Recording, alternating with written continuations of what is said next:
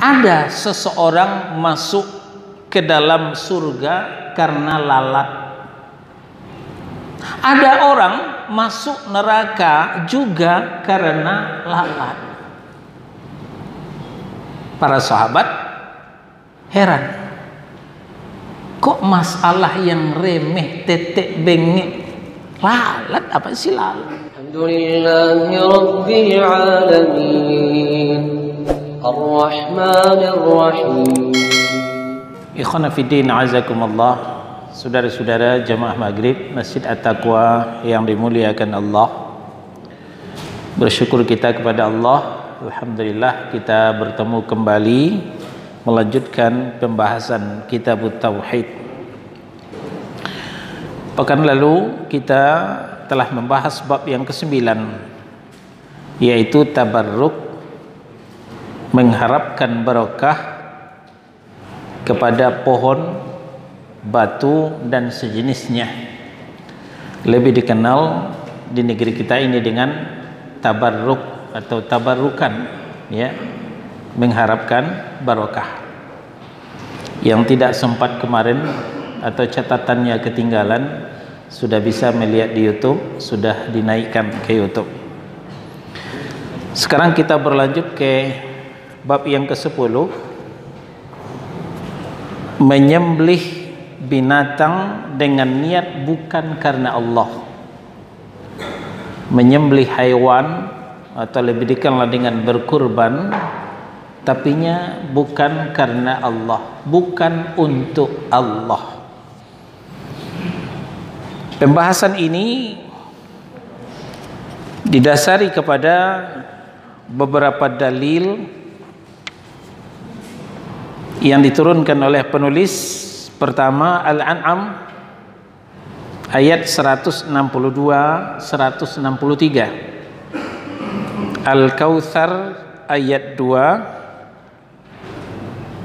hadis sahih riwayat Muslim, kemudian juga hadis riwayat Imam Ahmad.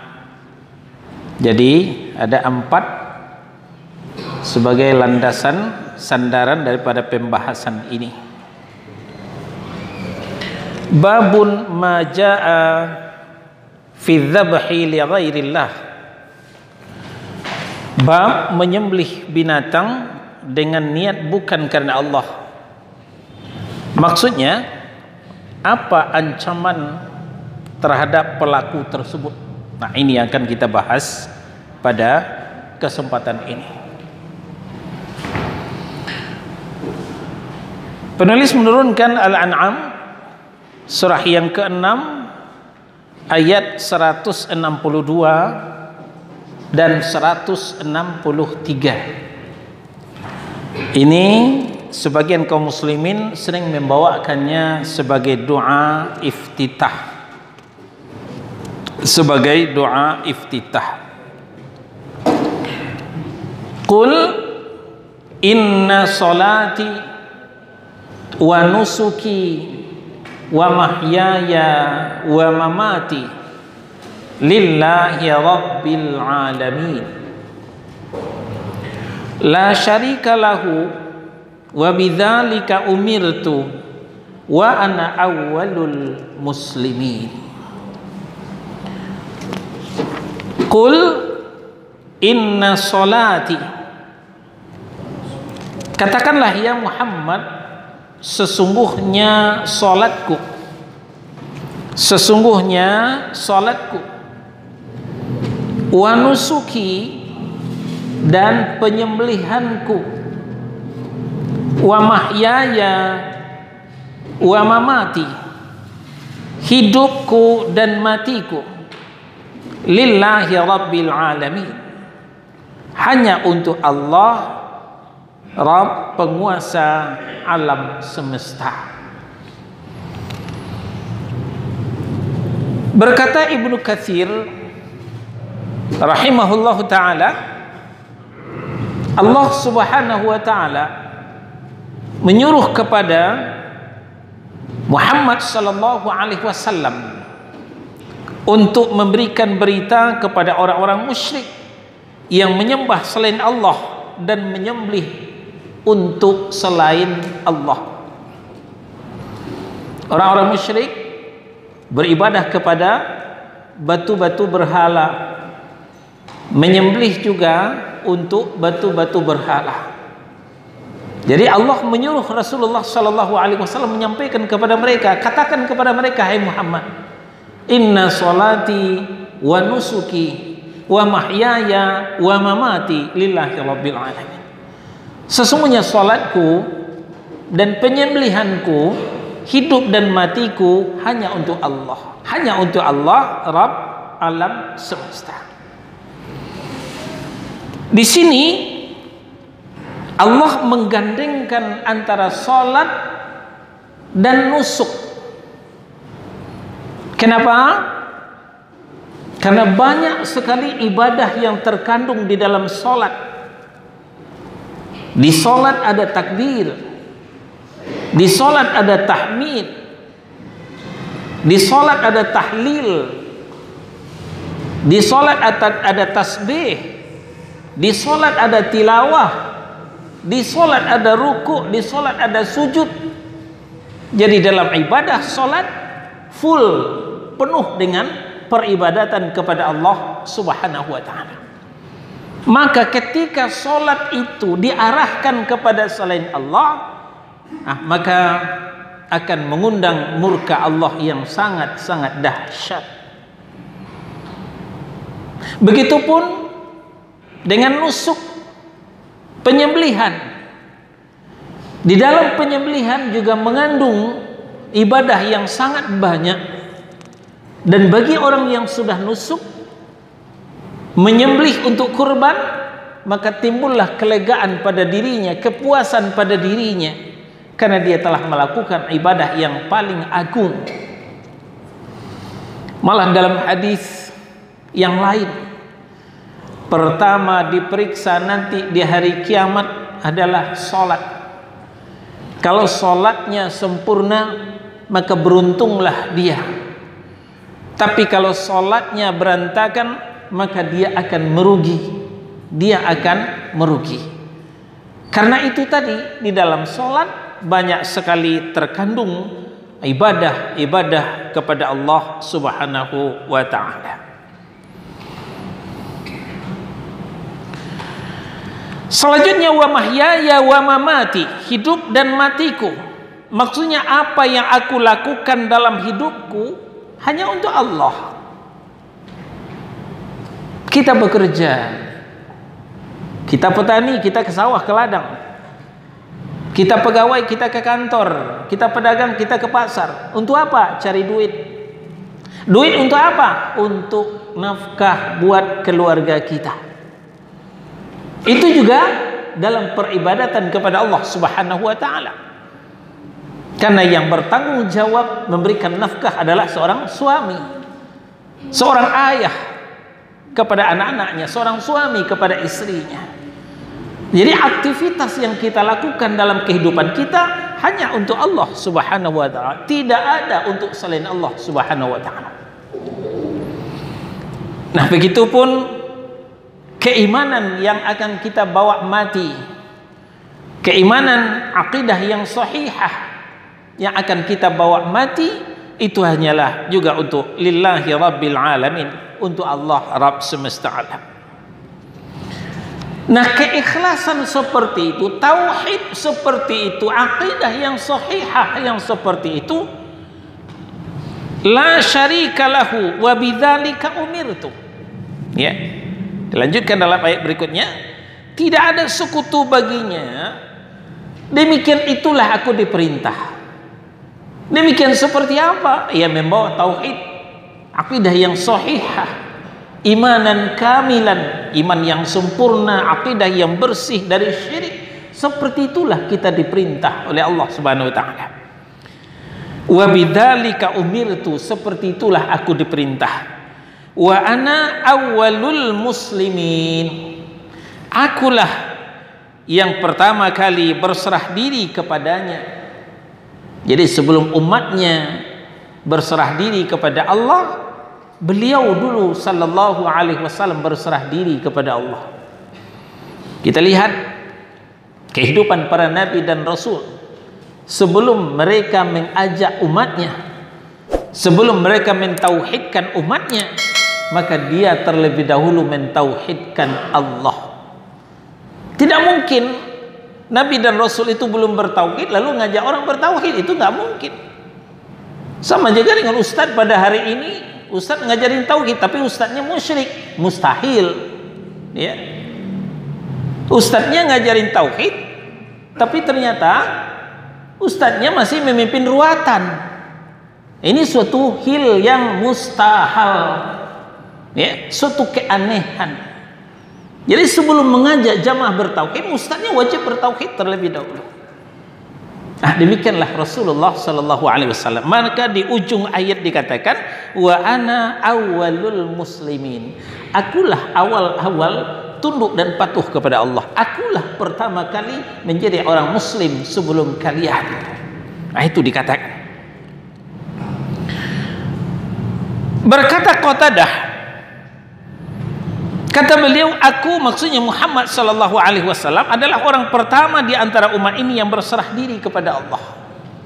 Sebelum Abu Bakar, sebelum Umar, sebelum Uthman, sebelum Ali, sahabat-sahabat yang mulia, terlebih dahulu beliau dulu berserah diri kepada Allah, barulah mulai mengajak keluarga dekatnya.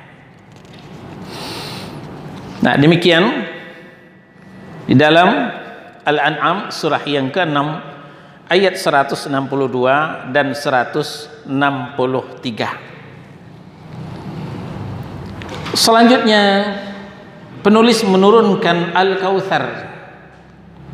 Al-Kautsar surah yang ke-108 di ayat 2. Fasholli li rabbika wanhar. Maka dirikanlah salat untuk Rabbmu dan sembelihlah kurban juga untuknya, untuk Rabbmu juga.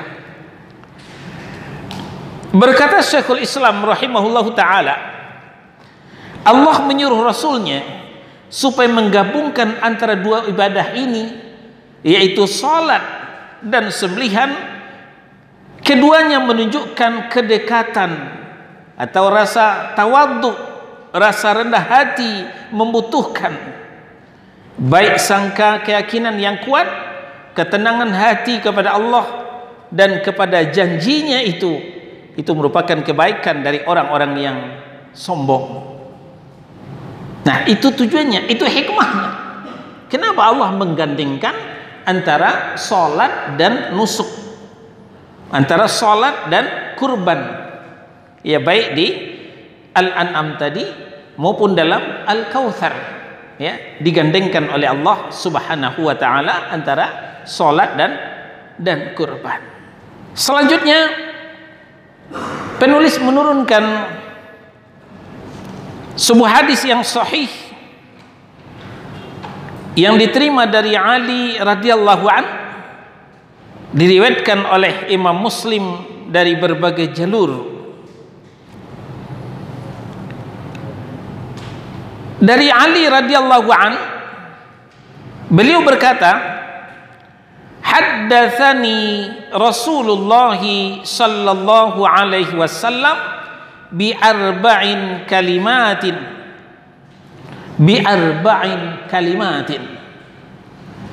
Rasulullah sallallahu alaihi wasallam telah memberitahukan kepadaku tentang 4 kalimat. Nah, ini pelajaran ini diterima dari khalifah yang keempat, Ali bin Abi Thalib radhiyallahu anhu. Apa kata beliau? Rasulullah sallallahu alaihi wasallam telah memberitahukan kepadaku tentang 4 kalimat. Pertama, la'anallahu man dzabaha li ghairillahi. Kedua, la'anallahu man la'ana walidayhi. Yang ketiga, la'anallahu man awa muhditsan. Dan yang keempat, la'anallahu man ghaira manaral ard. Rasulullah sallallahu alaihi wasallam memberitahukan kepada Ali bin Abi Thalib 4 kalimat. Yang pertama, Allah melaknat orang yang menyembelih binatang dengan berniat bukan karena Allah. Bukan karena Allah. Mungkin menyembelih untuk patung Lata, Uzza, Hubal, Manat. Menyembelih untuk Yesus. Apa lagi? Menyembelih, saya punya nazar, kalau dagangan saya sukses, saya akan menyembelih di kuburan keramat. Ya, ini terutama di kampung-kampung banyak sekali. Termasuk juga ketika Gunung Merapi batuk-batuk, maka disembelihlah kerbau, kepalanya dimasukkan ke dalam kepundan Gunung Merapi, lalu badannya baru dibagi-bagi dimakan bersama-sama. Ini diantara contoh menyembelih untuk selain Allah. Nah, kata Nabi, Allah melaknat orang yang menyembelih untuk selain Allah. Apa itu laknat? Laknat itu lawan daripada rahmat. Ya. La'ana itu Allah melaknat. Lalu mal'unun itu orang yang dilaknat. Lawannya rahimah itu orang yang diberi rahmat. Ya, orang yang diberi kasih dan sayang. Marhumun itu orang yang diberi rahmat, diberi kasih sayang. Nah, ini sedikit kita belajar bahasa Arab. La'ana lawan daripada rahmat, lawan daripada kasih dan sayang. Jadi yang dilaknat adalah orang-orang yang ingkar, orang-orang yang menyimpang. Sementara orang yang lempang, yang lurus itu diberi rahmat. Nah, maka sering kita mendengar orang yang sudah meninggal, wallah yarham, semoga Allah merahmati. Tapi yang populer bagi kita almarhum, gitu ya. Nah, yang kita sayangkan, istilah almarhum ini apa istilahnya, lebay, ya, bablas. Malah orang kafir disebut juga almarhum. Ya, telah meninggal dunia Natalia Panjaitan. Almarhum disemayamkan di rumah duka. Ini kalimat yang salah. Cocoknya al-mal'un, bukan almarhum. Almarhum itu khusus untuk kaum muslimin. Di luar Islam al-mal'un. Ya, itu cocoknya pemakaian bahasa Arab. Kalau mau pakai bahasa Arab, kalau enggak cocok, enggak usah dipakai bahasa Arab. Nah, kita kembali. Kata Nabi SAW, 4 kalimat yang diajarkan kepada Ali bin Abi Thalib. Pertama, la'anallah man dhabiha li ghairillah. Semoga Allah melaknat, menjauhkan dari rahmat, menjauhkan dari kasih sayang Allah orang yang menyembelih untuk selain Allah. Pertama. Yang kedua, yang pelajaran kita yang pertama saja, tapi karena hadis ini berlanjut, kita lanjutkan. Yang kedua, la'anallahu man la'ana walidayh. Semoga Allah melaknat orang yang melaknat kedua orang tuanya. Subhanallah. Ada orang yang tega memusuhi orang tuanya, menghujat orang tuanya, memperkarakan orang tuanya, menyeret orang tuanya ke pengadilan. Ada? Banyak. Ya, banyak. Betapa kerasnya hati si anak. Jadi Allah melaknat orang yang melaknat orang tuanya. Malah dalam hadis diceritakan minal kabairi syatmur rajuli walidai. Di antara dosa besar itu adalah orang-orang yang memaki kedua orang tuanya, mencaci maki kedua orang tuanya. Para sahabat kaget. Memang ada orang tega mencaci maki orang tuanya. Qalu ya Rasulullah, wa hal yastumur rajul walidai? Adakah seorang laki-laki yang menghujat, mencaci maki orang tuanya? Qala na'am. Jawab Nabi, ada. Bagaimana caranya? Yasubbu abar rajuli fayasubbu abahu wa yasubbu ummahu fayasubbu ummah. Beliau menjawab, seseorang memaki bapak orang lain, ya, bukan bapaknya yang dicaci maki, tapi bapak orang lain. Lalu orang lain itu berbalik memaki bapaknya, berarti dia telah memaki bapaknya sendiri. Seorang mencaci maki ibu orang lain, nah tentu orang lain itu tidak bersenang hati, dia lalu balik mencaci ibu yang memaki tadi. Nah, dengan demikian maka kita tidak boleh mencaci ayah orang lain, mencaci maki ibu orang lain, nanti akan berbalik. Itu kita jadi berdosa, itu termasuk al-kabair, dosa besar kata Nabi sallallahu alaihi wasallam. Itu kalimat yang kedua kata Ali bin Abi Thalib radhiyallahu anhu. Yang ketiga, la'anallahu man awa muhditsan. Semoga Allah melaknat orang yang melindungi perbuatan bid'ah. Muhditsan. Nah, di sini ada dua harakat, muhditsan atau muhdatsan. Kalau muhditsan itu pelaku dosa, muhdatsan itu pelaku bid'ah. Nah, ini beda-beda tipis. Nah, kalau ada yang melindungi pelaku dosa, pelaku maksiat menjadi beking, ya, seharusnya dituntut di meja hukum, tapi tidak jadi dituntut. Kenapa? Karena powernya mungkin bintang 1, mungkin bintang 2, apalagi bintang 4 untuk menjadi beking daripada maksiat, perbuatan dosa. Atau muhdas, perbuatan bid'ah, itu dilindungi.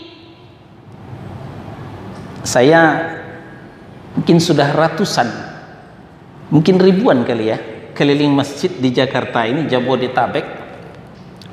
Sebagian DKM belum naik mimbar, kita belum naik mimbar, baru nyampai. Apa kata DKM? Ustaz, di sini jangan bicara bid'ah ya, di sini amar ma'ruf saja, nahi mungkar nggak usah. Nahi mungkar biar kami, Ustaz amar ma'ruf saja. Terutama bid'ah, jangan bicara bid'ah di sini. Subhanallah. Kalau ustadz sudah mulai dikebiri, kalau dai mubalik sudah mulai dikekang seperti itu, ini menunjukkan ya, ajaran syariat ini tidak akan berkembang dengan luas. Ini diantara contoh melindungi bid'ah. Jangan bicara maulid. Ya, maulid dah selesai. Yang mau akan datang Isra Mi'raj lagi. Jangan bicara itu, yang lain saja. Nah, ini diantara contoh melindungi. Nah, ternyata orang seperti ini mendapat laknat dari Allah. Nah, jadi kata Nabi sallallahu alaihi wasallam, la'anallahu man awa muhditsan au muhdatsan. Semoga Allah melaknat orang-orang melindungi pelaku maksiat, melindungi praktik bid'ah. Harusnya bid'ah itu harus dibersihkan dari sunnah Nabi sallallahu alaihi wasallam. Dan yang keempat, la'anallahu man ghayyara manaral ardh. Semoga Allah melaknat orang-orang yang suka menggeser-geser batas tanah. Ayo, yang punya tanah, yang menggeser-geser batas tanah, ya kan pertahanan nasional sudah punya patok, itu dipatok sesuai dengan surat, ya. Tanah ini berbatas sebelah utara tanah si fulan, sebelah selatan tanah si fulan, sebelah barat tanah si fulan, sebelah kiri tanah si fulan. Ada batas-batas patok. Lalu supaya luas tanahnya digeser dikit ke depan atau ke belakang. Nah, suka begitu. Ya, yang menggeser-geser batas tanah. Itu semoga Allah melaknat. Ini doa Nabi sallallahu alaihi wasallam. Ya. Nah, ini 4 hal yang disampaikan kepada Ali bin Abi Thalib radhiyallahu anhu, kemudian Ali bin Abi Thalib menyampaikan kepada kita supaya kita berhati-hati. Dari 4 pesan ini, yang pertama pelajaran kita, semoga Allah melaknat orang yang menyembelih untuk selain Allah. Dilaknat, dijauhkan dari rahmat, dijauhkan dari kasih sayang Allah Subhanahu wa ta'ala. Terakhir, hadis dari Tariq bin Shihab. Hadis dari Tariq bin Shihab. Tariq bin Shihab bercerita, anna Rasulullah sallallahu alaihi wasallam qala, Rasulullah sallallahu alaihi wasallam pernah berkata, dakhalal jannata rajulun fi dhubabin wa dakhalan nara rajulun fi dhubabin. Ada seseorang masuk ke dalam surga karena lalat. Ada orang masuk neraka juga karena lalat. Para sahabat heran, kok masalah yang remeh, tetek bengek, lalat, apa sih lalat? Gara-gara lalat orang bisa masuk surga, gara-gara lalat orang bisa masuk neraka. Apa sih fungsinya lalat? Maka qalu, para sahabat bertanya, wa kaifa dzalika ya Rasulullah? Bagaimana ceritanya ya Rasul? Kok bisa sih? Sebelum kita terheran-heran, para sahabat dulu juga terheran-heran. Kok bisa sih seorang masuk surga karena lalat, masuk neraka karena lalat? Kaifa dzalika ya Rasulullah sallallahu alaihi wasallam? Ya. Qal, Rasulullah menjawab,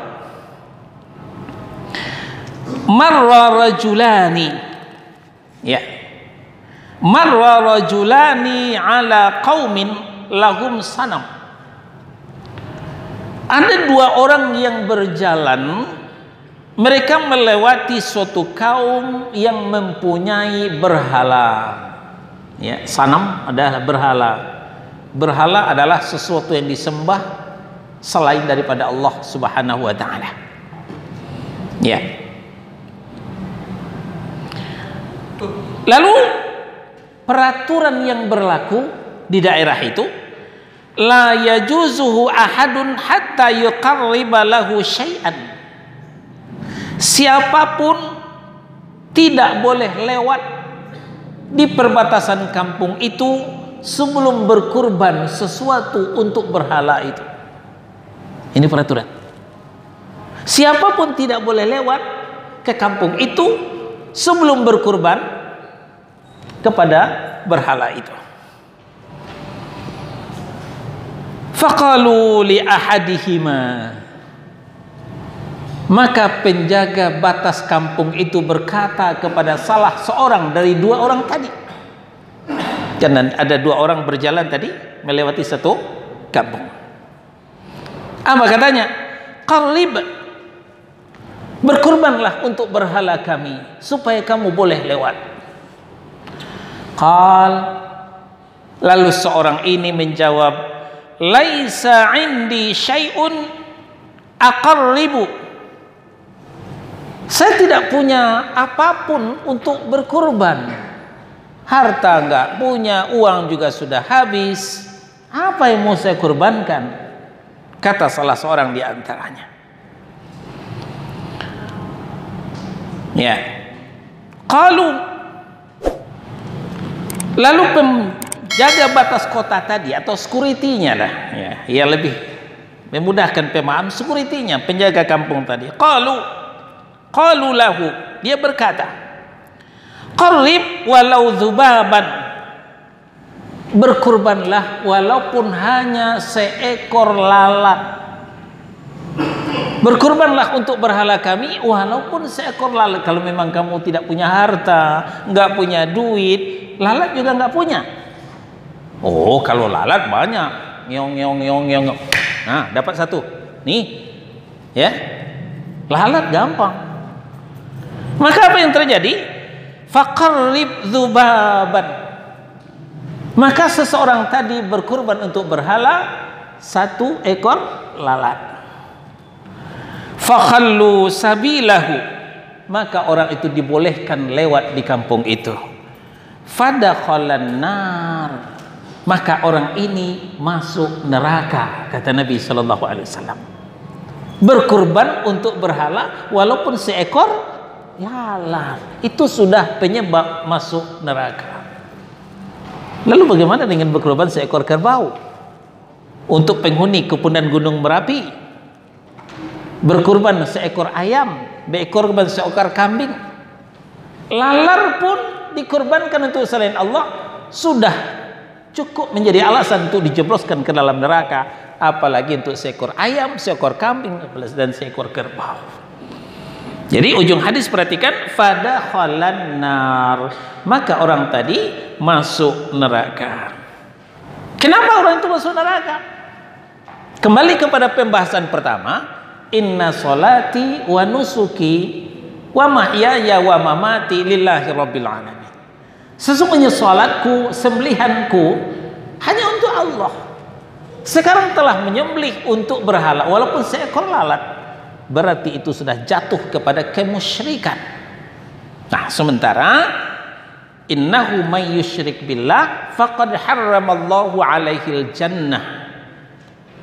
Barang siapa yang musyrik mempersekutukan Allah, maka Allah telah mengharamkan surga untuknya. Wa ma'wahun nar, tempat mereka adalah neraka.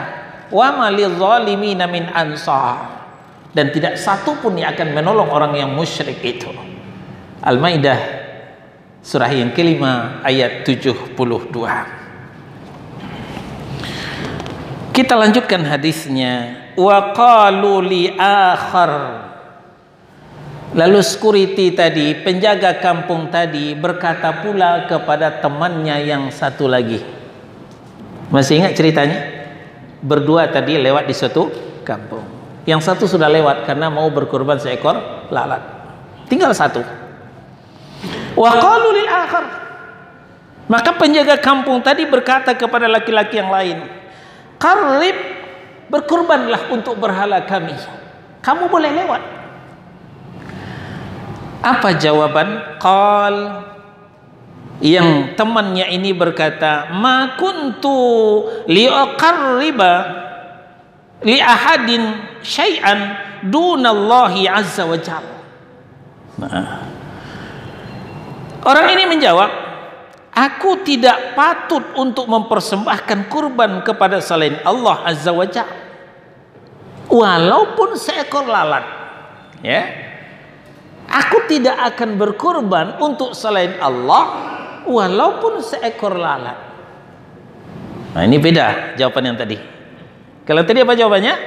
Saya tidak punya apa yang mau saya kurbankan. Kalau nggak punya, kurbankan lalat. Nah, lalat nih, selesai urusan. Yang ini lain jawabannya. Saya bukan tidak punya, tapi saya tidak akan berkorban kepada selain Allah, untuk selain Allah walaupun seekor lalat. Nah, maka security tadi, kalau security beda dengan security kita. Kalau security kita bawa pentungan, tapi kalau security kampung itu membawa pedang. Dia cabut pedangnya, dia tebas batang lehernya, putus, menggelinding. Innalillahi wa inna ilaihi raji'un. Meninggallah temannya ini. Nah, setelah itu, maka orang ini, kata Nabi sallallahu alaihi wasallam, dia ini masuk ke dalam surga. Ya. Fadakhalal jannah. Fadarabu unuqah. Security tadi menebas batang lehernya, putus, menggelinding. Innalillahi wa inna ilaihi raji'un. Fadakhalal jannah. Maka orang ini masuk surga karena lalat. Nah, inilah jawaban Nabi sallallahu alaihi wasallam. Ada yang masuk neraka karena lalat, ada juga yang masuk surga karena lalat. Hadis ini sahih, diriwayatkan oleh Imam Ahmad. Nah, untuk itu demikian pentingnya menjaga akidah, menjaga tauhid. Ya, ini sepertinya remeh, ya, sepertinya tetek bengek, tapi karena persoalan akidah, persoalan akidah hitam putih, ya, tidak ada basa-basi kalau dalam akidah itu. Itulah sebabnya kita berhati-hati untuk apa kita berkurban, untuk apa kita menyumbang, untuk apa kita berinfak, untuk apa kita bersedekah, ya. Kita harus perhatikan baik-baik, ya. Ada orang minta sedekah kepada kita, ada yang minta infak kepada kita, kita harus tanya, ini tuh apa ini? Kalau untuk hal-hal yang menyimpang dari akidah yang sahihah, menyimpang dari sunnah Rasulullah, maka kita jangan mengasih. Carilah alasan yang lain. Ya, seperti yang sudah terlanjur, ya, minta sumbangan untuk hari ulang tahun, happy birthday to you, ya, kita tidak boleh menyumbang. Dan ini juga dibenarkan oleh Kiai Haji Hashim Asy'ari, pendiri ormas terbesar di negeri kita, bahwa kita tidak boleh menghadiri acaranya, kita tidak boleh menyumbangkan harta untuknya. Ya, berarti kita telah melindungi kegiatan bid'ah. Alhamdulillahi Rabbil Alamin Ar-Rahmanir Rahim